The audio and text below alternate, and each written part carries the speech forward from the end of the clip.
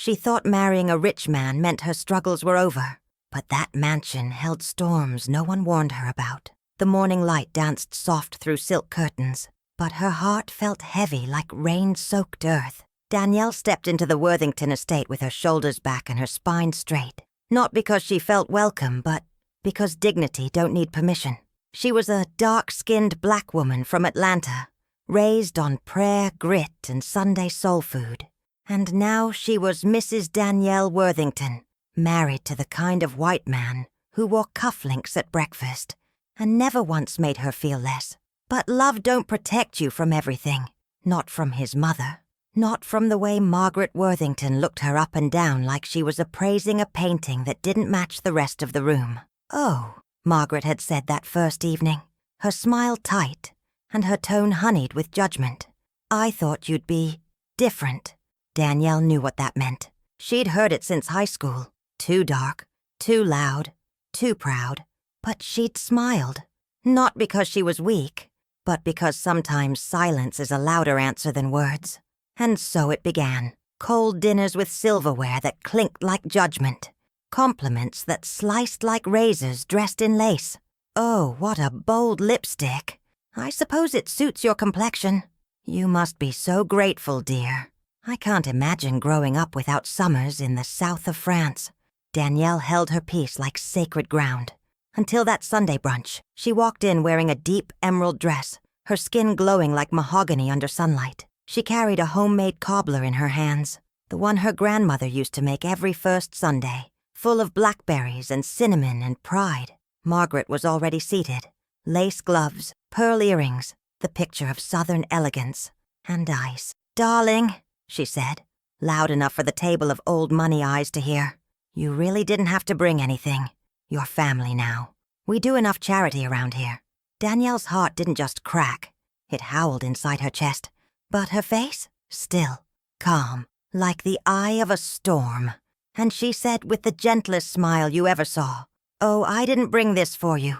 I brought it for the table, since you seem full already." Silence hit that brunch like thunder in a cathedral. And in that moment, she saw it. A flicker of something in Margaret's eye. Not shame. Not regret, fear. Because dignity, baby, when it stands up, it shakes the whole room. But that was only the beginning, because that same afternoon, Danielle walked past the study, and she heard her husband whisper something that chilled her blood. "I just need you to pretend, Mom. For now." For now, she wasn't eavesdropping. She wasn't sneaking. She just happened to hear the truth. And Lord, it hurt deeper than any insult ever could. The Worthington mansion had secrets tucked between the walls, like ivy creeping behind the paint. Danielle stood just outside the study, the blackberry cobbler still warm in her hands when she heard James, her James, say those words. "I just need you to pretend, Mom. For now." His voice was low, tight. She didn't recognize it. Not the man who held her when her father passed. Not the man who said her skin was the most beautiful thing he'd ever touched. Pretend? For now? She didn't breathe. Couldn't. The sweetness of the cobbler turned sour in her mouth. Margaret's voice was even colder. "James, I raised you better than this. You could have had anyone. Anyone." He didn't defend her. Didn't say Danielle was his heart, his wife, his choice. He just sighed. "It's done. And if you want to see the baby, you'll behave." Danielle's knees buckled a little. Baby? There was no baby. Not yet. Unless. A chill ran through her. She stepped back from the door like it burned her. That hallway felt longer than any road she'd ever walked barefoot in Georgia. Back in their bedroom, she sat in front of the vanity like a ghost. She looked herself in the mirror, that deep, unflinching mirror, and saw the face of a woman holding a secret inside her womb, and betrayal just behind her back. She didn't cry. She traced her cheekbone, where her mama used to say her strength lived. "They ain't ready for your fire, baby girl," her mama used to whisper. "But let 'em feel the heat." And oh, they were about to. But first, she needed to be sure. That night, while James slept beside her, she slipped into his study. In the back drawer, the one with the worn brass handle, she found a folder. Inside, a letter, folded neat, smelling faintly of lavender and lies. The first line read, "To be opened upon my passing. regarding the Worthington inheritance. But what caught her eye was the handwritten note scrawled on the bottom in Margaret's pen. "Make sure this is changed before the wedding. She cannot have this." Danielle's hands trembled, not because she was afraid, but because fire don't shake. It rises, and just as she turned to leave, she heard it, the creak of the door. Someone was watching. Someone had seen her. She turned slow, heart thudding like a drum in her chest, and there he was, Alfred, the butler. But not just a servant. He was old Worthington blood, not by birth, but by years, loyalty, and secrets. He stood in the doorway, tall and still, like a tree that's seen too many storms. His eyes met hers, not judgment, not pity, just knowing. "Mrs. Worthington," he said, voice low as thunder rolling over hills. "Some doors, best left closed." Danielle didn't flinch. She held the letter tight in her hand. "And some truths," she said, her voice steady. "Need to see daylight." He nodded once, slow, then stepped inside and closed the door behind him. "You don't know what you stepped into," Alfred said, walking to the fireplace. "This family, they build their fortune on pretending. Polished manners, pretty lies. But what they fear is a woman who don't need their approval." Danielle tilted her chin. "I didn't marry them. I married James." Alfred gave her a look, half sorrow, half warning. "Did you?" he asked. That question cracked something inside her. He moved toward a small side cabinet, unlocked it with a key from his pocket, pulled out a black leather journal, old, frayed, and full of truth. "This was the first Mrs. Worthington's," he said, handing it over. "The one before Margaret." Danielle blinked. "James's grandmother?" A black woman, housemaid turned mistress, turned memory. Danielle's hands shook as she opened it. Page after page, written in delicate script. Love, pain, secrets, betrayal. She was erased, Alfred said, never spoken of, never acknowledged. But Margaret knew. She knew her husband's mother had skin like yours. Danielle's breath caught. "They said she didn't belong in that house," Alfred whispered, eyes wet now. "But her blood built half of it."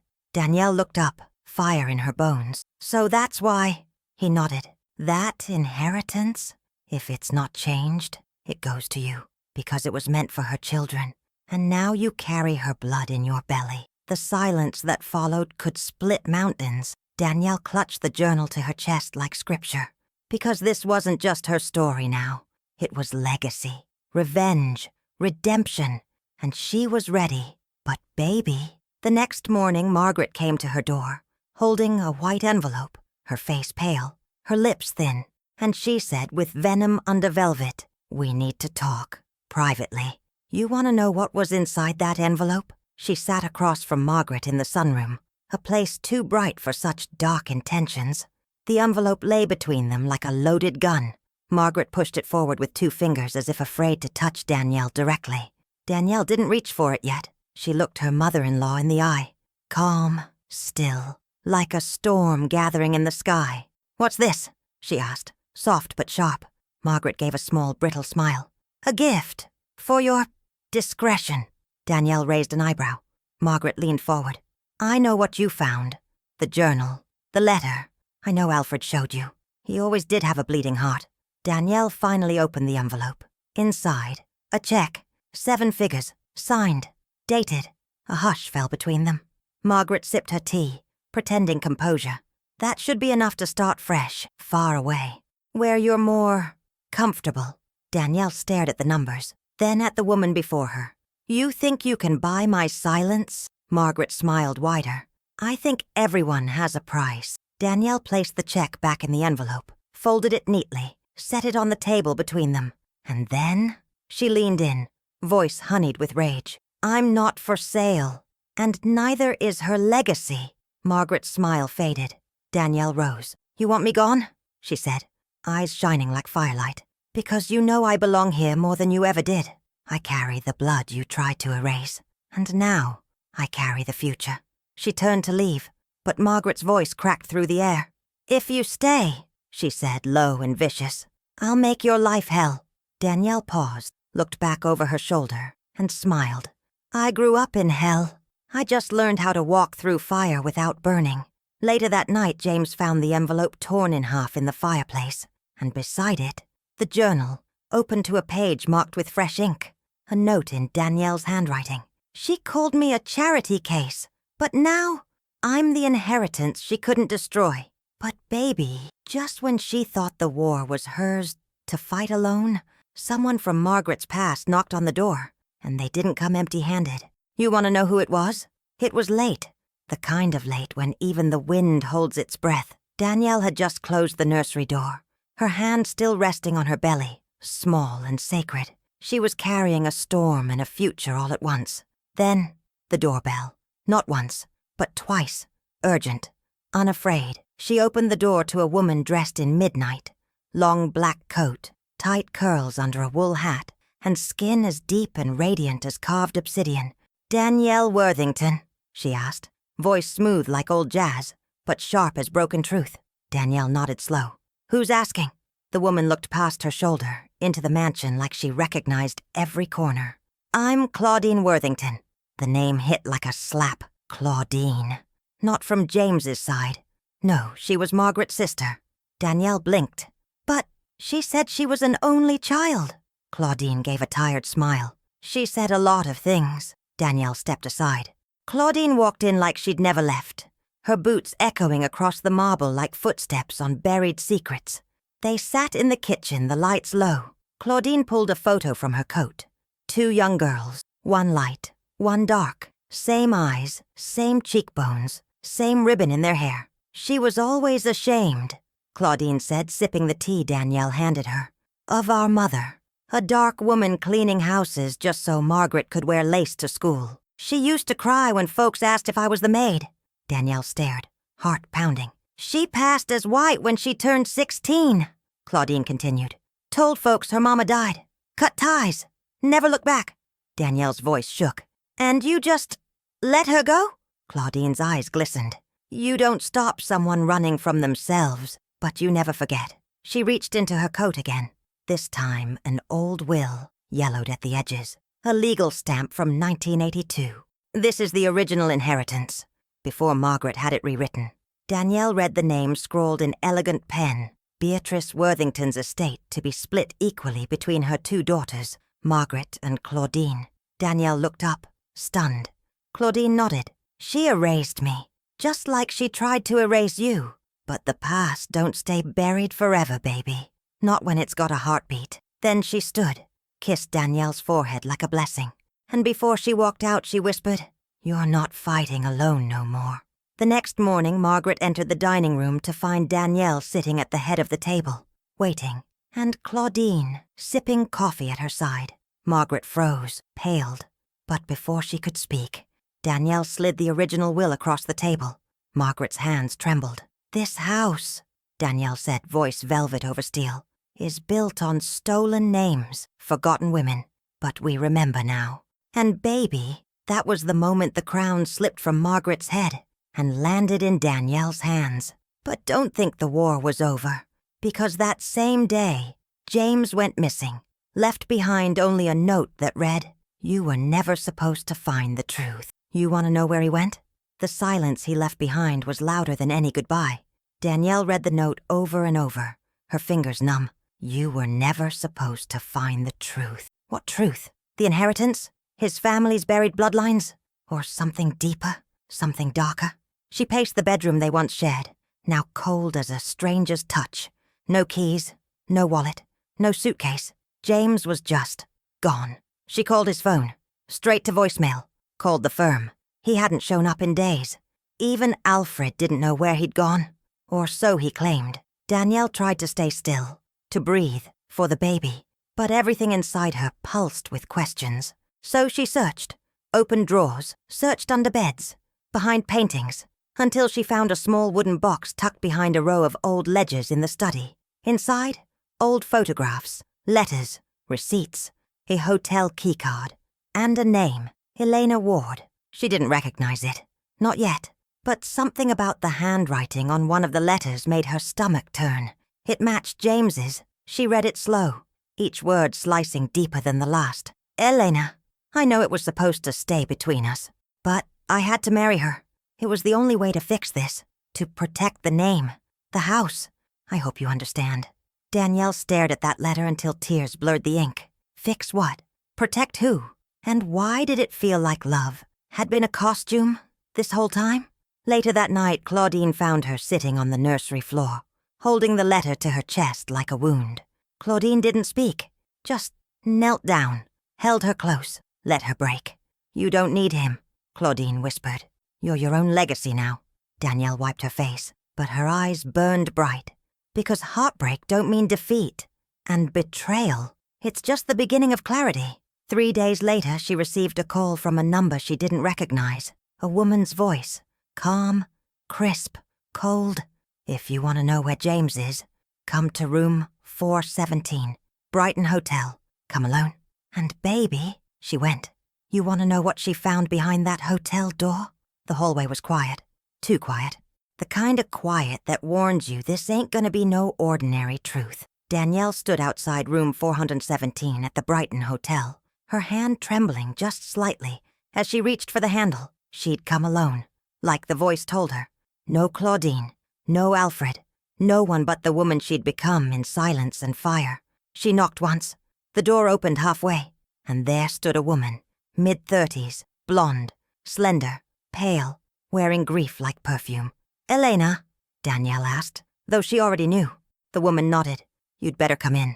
Inside, the room was tidy, over-tidy, like someone was trying too hard to make something messy look clean. James was there, sitting on the edge of the bed, his face buried in his hands. He looked up at Danielle like a ghost seeing sunlight. She didn't flinch. Elena, Danielle said, eyes never leaving her husband's face. Tell me, now. The woman sat down across from her, sighed like she'd been waiting to exhale for years. I met James 2 years before you did, she began. I was working in legal acquisitions. His firm hired mine to do some discreet transitions. Danielle's jaw tightened. What kind of transitions? Eleanor glanced at James. He looked away. Eliminating anyone with claim to the Worthington estate, silencing illegitimate heirs, redrafting wills, changing paper trails, and marrying the right kind of woman for optics. Danielle blinked. Excuse me? Eleanor hesitated, then stood and pulled a file from the drawer. There's a list, Margaret's list, of approved wives, political daughters, heiresses, white, polished, compatible with the family name. You weren't on it. Danielle took the file, flipped through it. Names, photos, notes, descriptions like auction sheets, and at the bottom, her own photo, with one word scribbled beside it. Exception, temporary. Danielle's breath caught. She looked at James, truly looked, and saw not the man she married, but the man who watched her walk into a war with no armor, and said nothing. You knew, she whispered. From the start. He stood, tears in his eyes. I didn't think I'd fall for you. She shook her head. No, you didn't fall. You chose. You watched me walk into your mother's house with a heart full of hope, and you let her rip it apart. He moved to touch her. She stepped back. Elena's carrying my child, he said, voice breaking. The silence shattered. Danielle stared, silent, numb, but not broken. Not anymore. Then congratulations, she said, turning to the door. You finally made it onto the approved list. Outside, the night air slapped her awake. But inside her chest, something strange bloomed. Not grief, not even rage. Clarity. She was done asking for space at someone else's table. Now, she'd build her own. But baby, the next morning Margaret made a call. To a lawyer. And the name on the documents? Danielle Worthington. You want to know what Margaret was planning? Margaret sat in her study, a glass of red in her hand, and bitterness curling at the edges of her mouth. She looked out over the gardens, neat rows of roses clipped into submission. Everything in its place, except Danielle and that child in her belly. So she did what women like Margaret do when control slips through their fingers. She made a call. Jefferson, she said into the phone. I need the emergency clause enacted. The Worthington name cannot pass through her bloodline. There was a pause. Margaret's jaw clenched. Yes, I'm aware of the risk. I don't care what my father wrote. I'll sign whatever needs signing. That evening, Danielle returned to the estate. Not because she wanted to, because it was hers now, more than Margaret ever dreamed. Claudine was waiting in the foyer. She's hiding something, Claudine said, handing Danielle an envelope that arrived that morning. No return address. Inside, a draft of a legal document revoking Danielle's claim to the estate, citing moral conflict and dishonesty within the marriage, and signed by Margaret E. Worthington. Danielle laughed, but it was dry, hollow. "She's trying to write me out of history," she whispered. Claudine nodded. "She's scared, baby. That child in your womb is her reckoning." Danielle stood tall. "Well then, let her choke on the truth." Taratanpa. The next morning, Danielle arrived at the family law office, not as the girl from the South Side, but as the woman who now held the original will, the journal, the hidden photographs, and the bloodline proof Claudine had protected for decades. She walked in silence through the glass doors, straight to the conference table where Margaret sat, pearls tight on her neck, papers already spread. "You're late," Margaret said. Danielle smiled. "No, I'm right on time." Then she placed the original will on the table, followed by the photograph of Beatrice Worthington, the erased matriarch, and then the paternity test. Her unborn child's DNA, proof of lineage. The room fell into ice. Margaret reached for her glass. Her hand trembled. "This changes nothing," she hissed. "Oh, but it does," Danielle said, standing. "Because this house, this name, this blood, you tried to whitewash it, but, baby, the roots are black and deep, and they're blooming again." That night, Margaret locked herself in her room. But before she shut the door, she left one final envelope outside Danielle's door. And baby, inside it, was a letter Margaret wrote to herself at 16, and a photo that changed everything. You want to know what was in that photo? The envelope was cream, thick, and sealed with red wax, old Worthington style. Danielle turned it over in her hands before breaking the seal. Something about the weight of it felt final, like truth that had waited too long to breathe. Inside, a folded letter, handwritten in a girlish aching script. And behind it, a black and white photograph. Two girls, one with straight pinned hair and light skin, the other with thick curls, and a smile wide enough to make the world feel warm. They were standing side by side, arms linked, identical necklaces around their necks. Margaret and Claudine, teenagers, sisters, before the shame, before the lies. Danielle traced their faces, her thumb pausing over Claudine's smile. So familiar now, like family you forgot you had. She unfolded the letter. March 14th, 1973. "Mama says we're stronger together, even when the world don't see us the same.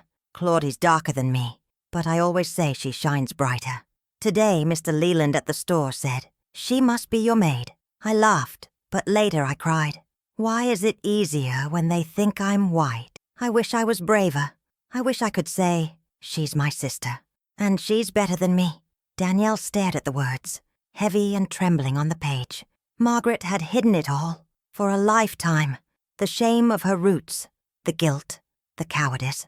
But here, in this fragile paper, was the truth she never said aloud. And the photo, proof of the woman she used to be, before legacy poisoned her heart.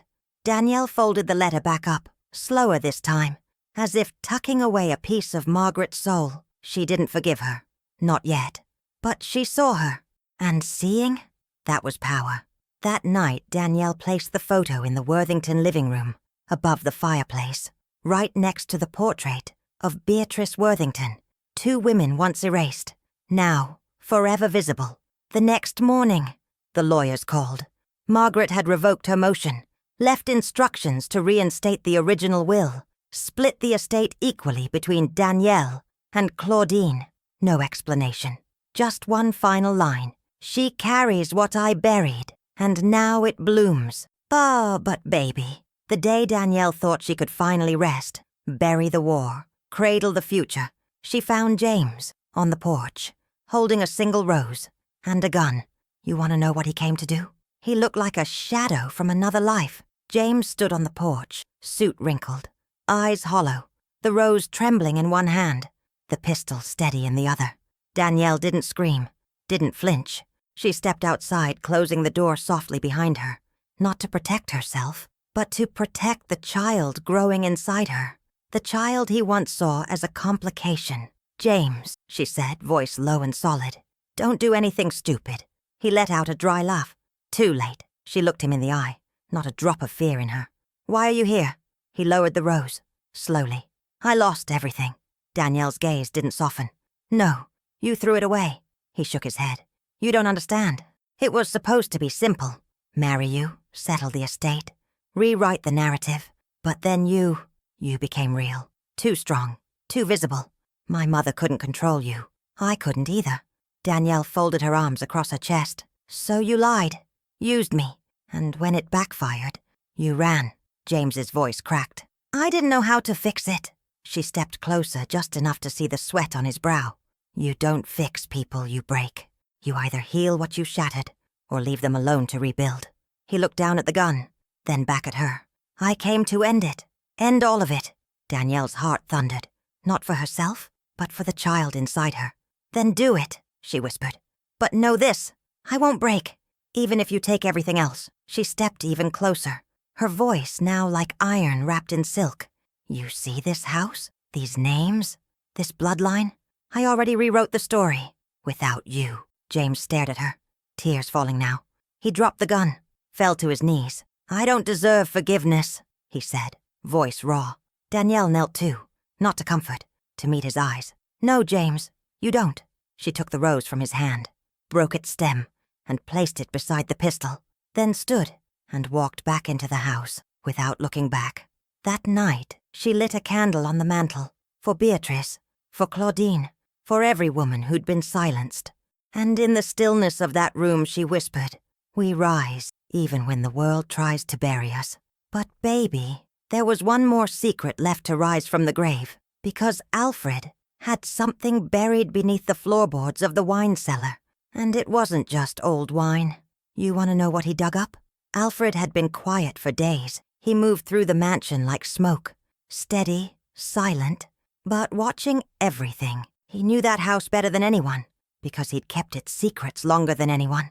That morning, just as the sun bled gold through the east windows, he found Danielle in the garden, hands deep in soil, planting azaleas where Margaret's roses once stood. He waited until she stood up, wiping her hands on her dress. "I need to show you something," he said.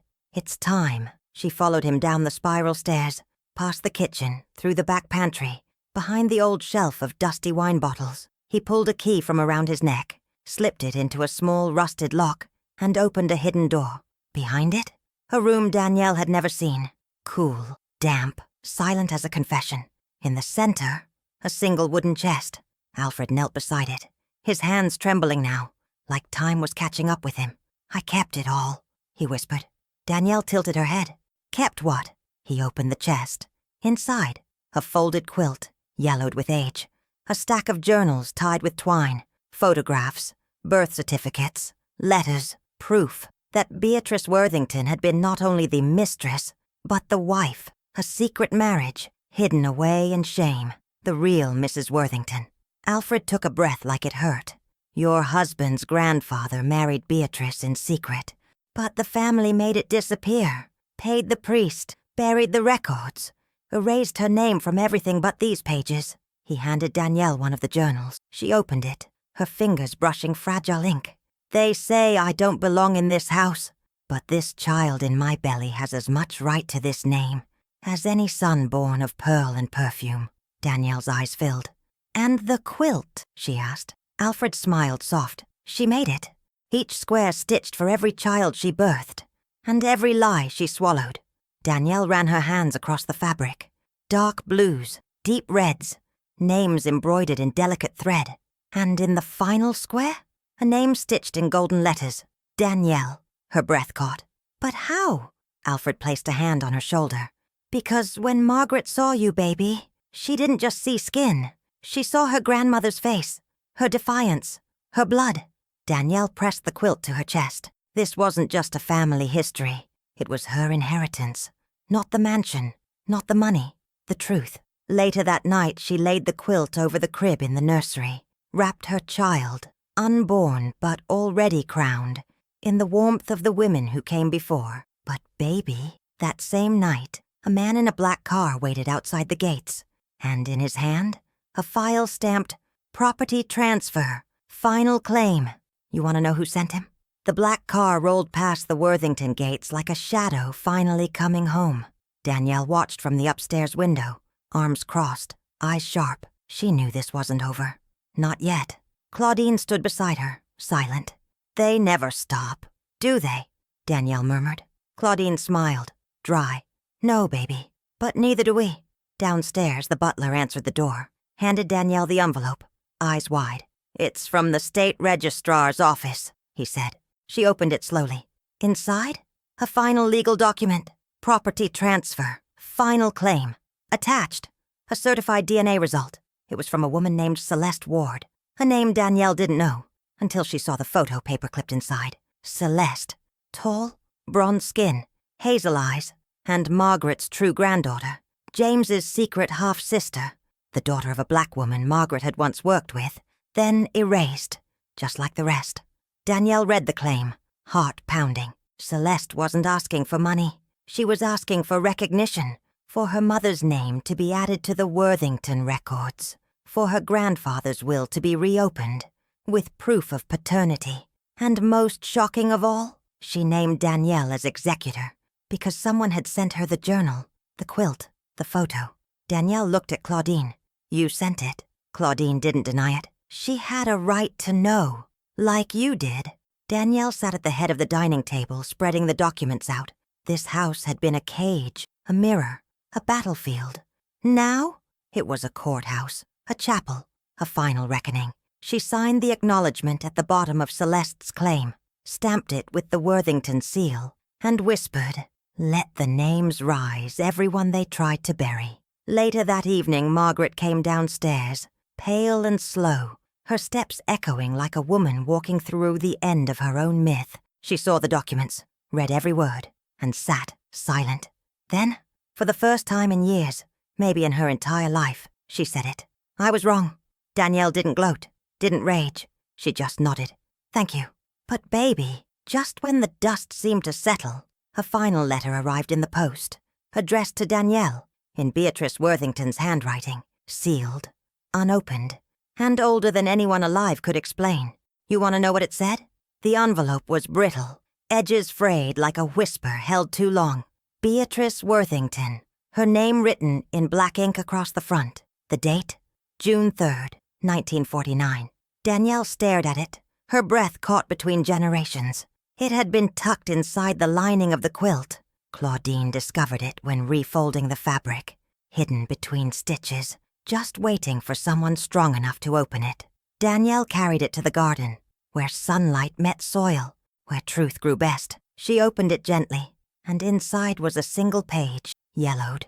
But her words, bold. To the black woman who someday walks these halls, I don't know your name, but I know your fight. I felt it in my bones, heard it in the hush when I entered rooms I wasn't meant to fill. They told me love was only love if it came with lace and permission.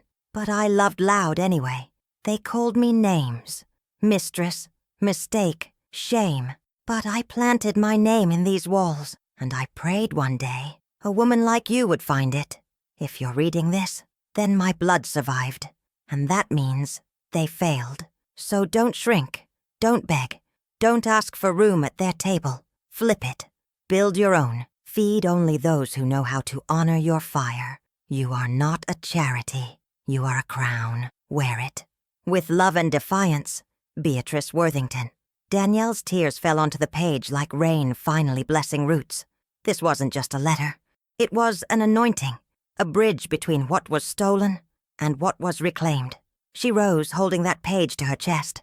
And behind her, Claudine, Celeste, even Margaret, silent, still, bearing witness. That evening, Danielle called a gathering, not of shareholders or lawyers, but of descendants, of every black woman who had once walked through that mansion as help, hidden or hushed. Alfred stood at the door, welcoming each of them in. They filled the grand room, women in church hats, head wraps, locks, curls, wrinkles kissed by time, skin like polished night. Danielle stepped to the front, quilt draped over her shoulders like armor. I was called a charity case in this house, she began. But what they didn't know is that I was the inheritance. She paused, letting the silence honor the truth. This house tried to erase us, but now our names echo in every wall. She lifted the letter. And when my daughter is born, she'll know where she came from. Not just wealth, not just a name, but legacy, truth, blood that never bowed. They stood. Claudine wept. Celeste nodded. And Margaret placed her hand over her heart. Redemption don't always come loud. Sometimes it just sits beside you in the quiet and finally listens. But baby, one last thing remained. A decision Danielle had made, and it would shock every soul who thought they understood power. You want to know what she did with the mansion? The Worthington mansion had always been cold. Elegant, yes. Impressive, yes. But cold. Its walls remembered whispers, not laughter. Its floors bore the weight of silence, not joy. And its windows let in light, but never warmth. Until now. Danielle stood in the center of the grand hall, barefoot. The sunlight kissed her skin, the quilt still wrapped over her shoulders. Behind her, the women waited. Claudine, Celeste, even Margaret, who now walked slower, spoke softer, and listened more than she ever had. Danielle cleared her throat. I called this gathering because something's been sitting in my chest, something I couldn't name until last night. She looked up, her voice clear. This house, it doesn't belong to me. Gasps, frowns. Even Alfred leaned forward. Danielle smiled. It belongs to us. She walked over to the grand fireplace, the one where Margaret once hung her ancestors, and Danielle had placed Beatrice's photo above them all. She pointed to a plaque now resting below the frame. The Worthington House of Legacy, for black women who refuse erasure. Celeste stepped forward. You're turning it into... Danielle nodded. A sanctuary, a place for dark-skinned black women to rest, to write, to breathe, to heal, to remember we are more than what the world tries to make of us. Claudine clutched her chest. Baby girl. Danielle smiled through tears. Rooms for artists, counselors, young girls finding their voice, elder women telling stories. The quilt stays right here in the entryway. Every thread a name that once walked through shame and came out sovereign. Margaret lowered her eyes. Shame still lingered on her face. But so did something else. Peace. Danielle walked over to her, offered her hand. Margaret took it and whispered, Thank you for not becoming me. Danielle held her gaze. I became who you tried to erase. That evening, Danielle sat in the nursery, quiet, rocking gently, the letter from Beatrice in her lap. Her daughter kicked. She whispered to her belly, You're not a secret. You're a song. And then the door creaked, not in fear, but like a house, exhaling. Downstairs, they'd begun replacing portraits, removing those who ruled through silence, replacing them with those who rose through fire. Women whose names had never been painted, but whose fingerprints were on every brick. Beatrice, Claudine, Celeste's mother, Danielle, and one blank canvas left open for whoever came next. But baby, the final painting to be hung? Danielle's, and the inscription below it? She walked into that mansion carrying her dignity like a crown. But now her portrait hangs where shame used to live. You want to hear how it all ends? It was a Sunday morning when they unveiled the portrait. The sun spilled soft over the front steps of the Worthington estate. No longer a fortress of pride, but a sanctuary of power. People came from all over. Atlanta, London, Birmingham, Harlem. Black women, young and old, dressed in bold prints, with heads high and spirits louder than any whisper the world had once tried to hush. Danielle stood beneath the archway, belly full with new life, shoulders wrapped in Beatrice's quilt. Beside her, Claudine held a bouquet of gardenias. Celeste readied the ribbon. Even Margaret was there. No pearls today, just a plain blue dress and humility in her hands. The portrait was veiled in deep violet cloth. Alfred gave a nod. Danielle stepped forward, and with a steady hand, she pulled the cloth away. Gasps. Hands clasped over mouths. Tears. It was her. Danielle, seated in the grand Worthington chair, but not posed like royalty. No, she sat like a woman who earned her rest. Chin up, eyes steady, skin rich and luminous, the quilt draped around her shoulders, her hands gently resting on her belly. And above her, words painted in soft gold. She was never a guest. She was the root. And now, She is the story. The crowd was silent. Then one clap, then another, and another, until the whole room echoed with hands. Brown hands, scarred hands, young hands, applauding not just her, but every woman who had ever been called too dark, too loud, too much, too black. Danielle turned to them all and spoke, not as the wife of a rich man, not as a former charity case, but as the matriarch of a new legacy. My name is Danielle Worthington. I was told I didn't belong. I was told to be grateful. I was told I was a stain. She paused. Let the silence honor the words. But I am not a stain.